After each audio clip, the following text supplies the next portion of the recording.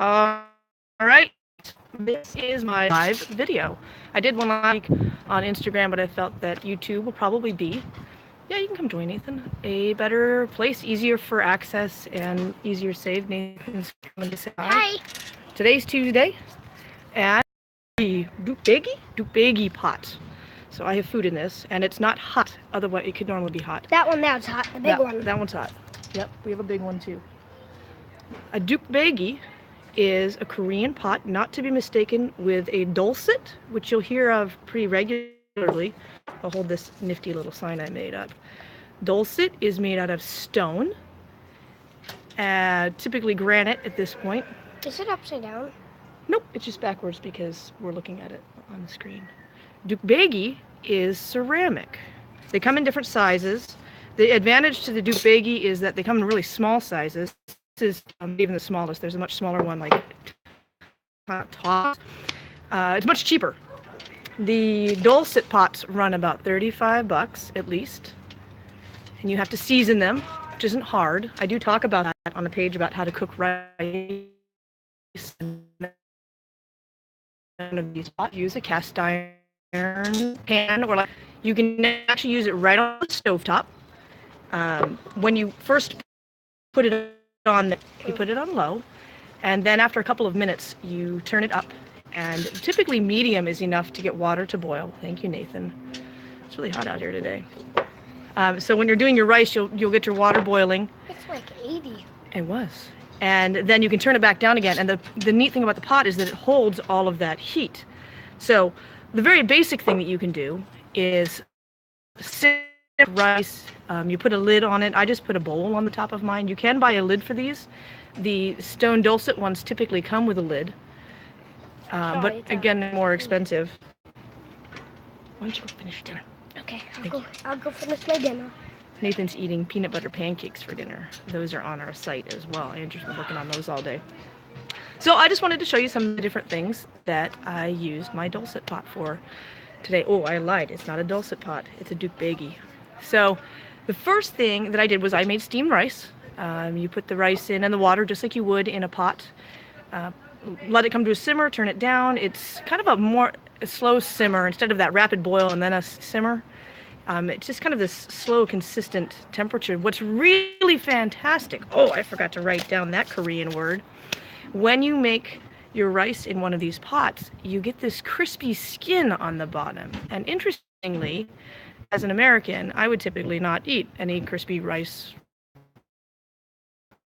from the bottom. Actually, in Korea and many other countries, many countries around the world, that is a very special, might be something that the children get, or maybe the elder. With the Koreans, they will take the rice out of the pot, and then with the crispy rice that's in the bottom, they'll add either water or tea and let it simmer while they're finishing their meal. They'll pass this around so that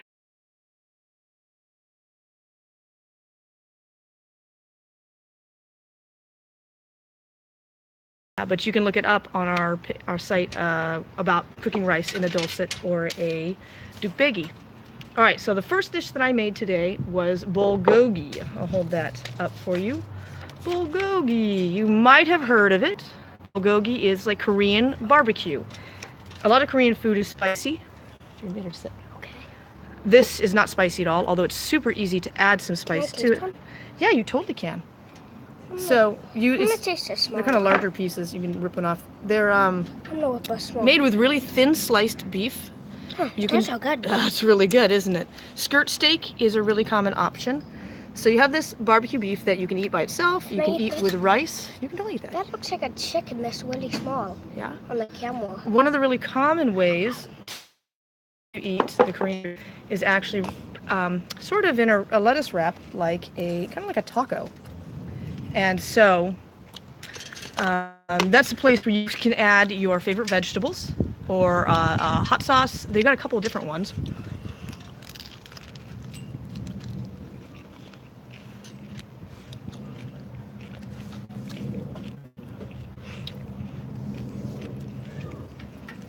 That meat is super good. Is it? Mm-hmm. I put heat on mine, so I'm not gonna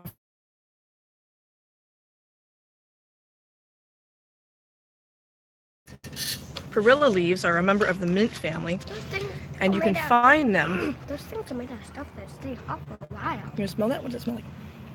Kind of green. Minty. Does it? They kind of this purple color on the back side. And I didn't say minty just because you said it smells. I haven't had any yet, but this would be a perfect Can I taste vessel. one? Yeah, for putting your beef in with your vegetables. You could put kimchi in there. And there's a particular paste that people like to use called samjang. Oh. That's the middle one here. I don't really like that. You don't care for that? Samjang is the barbecue meat. It's like a meat paste. It's not a meat paste. It's like a paste made out of meat. It's a barbecue paste that they use on meat. Gochujang at the top is a spicy paste made out of red peppers. And then the bottom one, doenjang, I believe, is just fermented paste, but it might be similar to the samjang in being for meat. I haven't had that one before. So those are types of things that you might put on this bulgogi.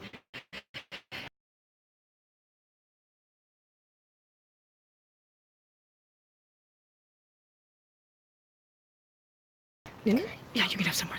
You like that? Why don't you sit down with it? You can have it. All right, so that was my first dish. Now, the bulgogi then can be used in... all of this? perilla. That's Can I eat perilla. all of this? That's fine, yeah. Perilla. That's that leaf. Bulgogi can be used and is commonly used in bibimbap. Bibimbap. I think it's bibim. It's bibimbap. Bibimbap. It's like a bee. Bibimbap. Mm-hmm. Now, bibimbap means mixed I found rice. A huge piece. Yeah.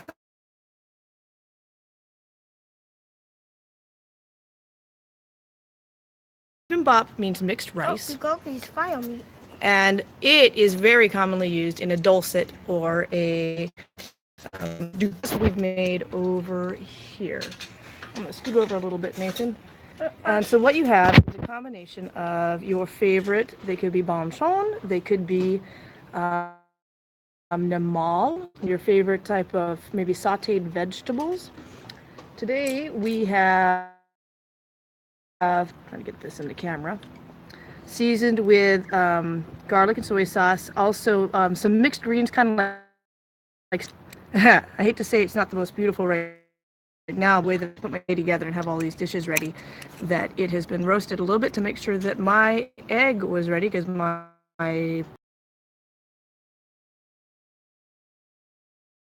Korean at all. I sugar caramelized ginger.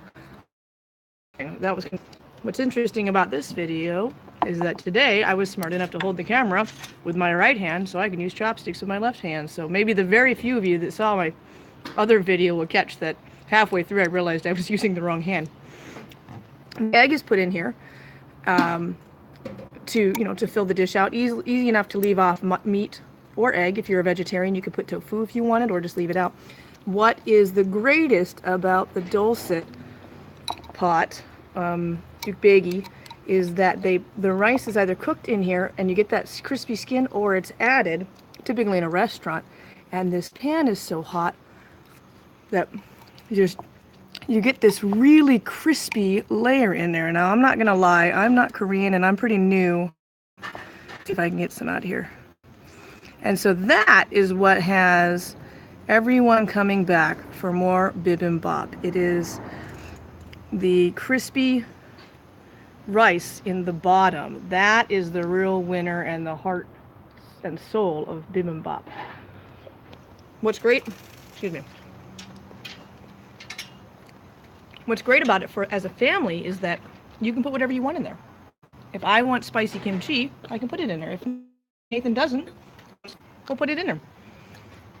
I'm pretty sure I'm done. You're pretty sure you're done. If you have a vegetarian in your family, you put their favorite kind of protein. If you have, and with these Ddukbaegi pots, you can make a large one. I can make a large pot for the whole family, or I can make a small pot for Nathan and medium pots for Andrew, however we want them, or less rice. And so what's really cool about these pots is that you have these individual pots to cook their, someone specific and just the size that they need. And I just find it really romantic, really, but that's what that comes down to. So the last that I made today, it's okay. I think whatever you made, I think is the best thing I've ever made. Thank you, Nathan. The last thing that I made was Shakshouka.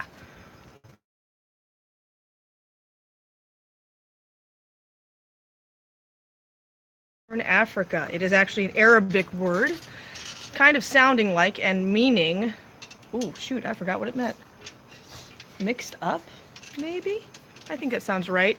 It's not just favored by the Islamic folks or the Arabic folks, it is also enjoyed by the Jewish folks, as their cultures have intermingled quite a lot over the years. It is a base of... Nathan, would you get off the back, please? Okay. It's a base of tomatoes and colored peppers, whatever color you'd like, typically like red.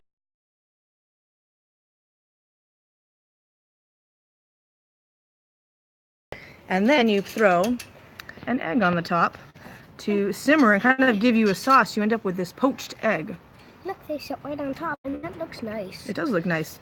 Is that like a mushroom cloud from an explosion? Oh, my egg is a little well cooked. Yeah, this all has to do with my production of making this video. I do apologize that I'm together. But you get these sweet flavors of tomato and bell pepper. There's cumin. It's very Middle Eastern in its flavor. Some people put oregano in it, and some people like to put other like Tanzanian flavors. And I was just thinking of clove. So there's a lot of ways to change that up a little bit. The other addition that many people put is feta or mozzarella cheese. And then some sort of green like that, you put it on there. And it simmers. It's all simmering for that egg to poach in the top. When I made this, my pan was not very hot. And so, oh no. Actually, no, this one just sat out. That one wasn't hot enough, and that's why the egg had a hard time.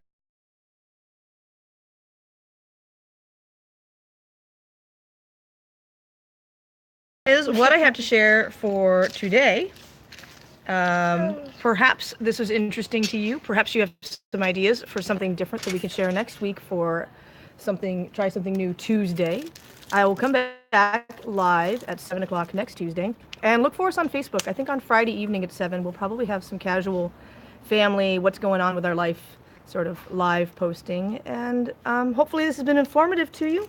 Even if you weren't looking for us, maybe you were just looking to find Ddukbaegis or Bulgogi or Bibimbap or maybe Shakshouka. Those are funny names. They are. They're not English.